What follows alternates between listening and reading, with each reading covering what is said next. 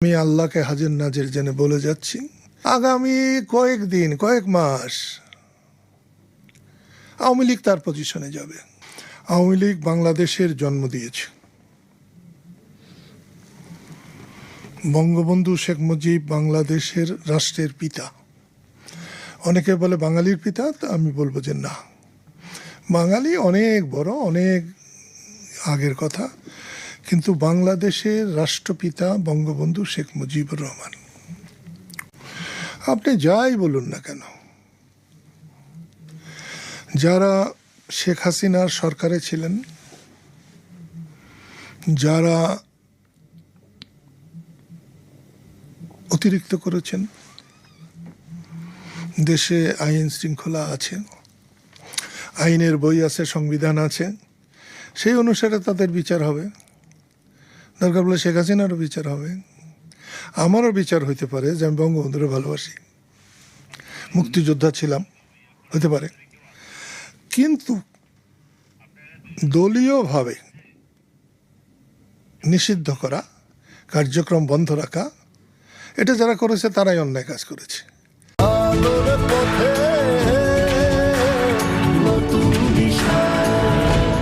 এবং আপনাকে আমি আল্লাহকে হাজির নাজির জেনে বলে যাচ্ছি, আগামী কয়েকদিন কয়েক মাস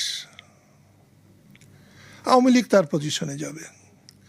কিন্তু আওয়ামী লীগ যা করে, শেখ হাসিনার নেতৃত্বের আওয়ামী লীগ যা করে গদিচ্যুত হয়েছে, তা যদি করে আওয়ামী লীগ আবার ডুববে। আজকের বিএনপি তারাও যদি শেখ হাসিনার নেতৃত্বে যেভাবে সরকারটা চলেছিল সেইভাবে চলে, তাহলে তারেক রহমানের সরকারও ডুববে। মানুষের কথা শুনতে হবে, মানুষকে বিশ্বাস করতে হবে এবং মানুষের বিশ্বাস অর্জন করতে হবে।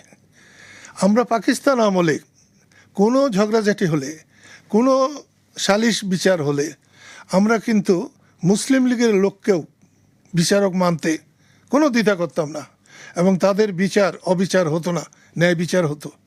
কিন্তু আজকে আওয়ামী লীগ কোনো গোলমাল হলে বিএনপির কোনো লোককে বিচারক মেনে সেই অনুষ্ঠান হতে দেবে না, বা আওয়ামী লীগের কোনো নেতাকে বিচারক মেনে সেটা মেনে নেবে না।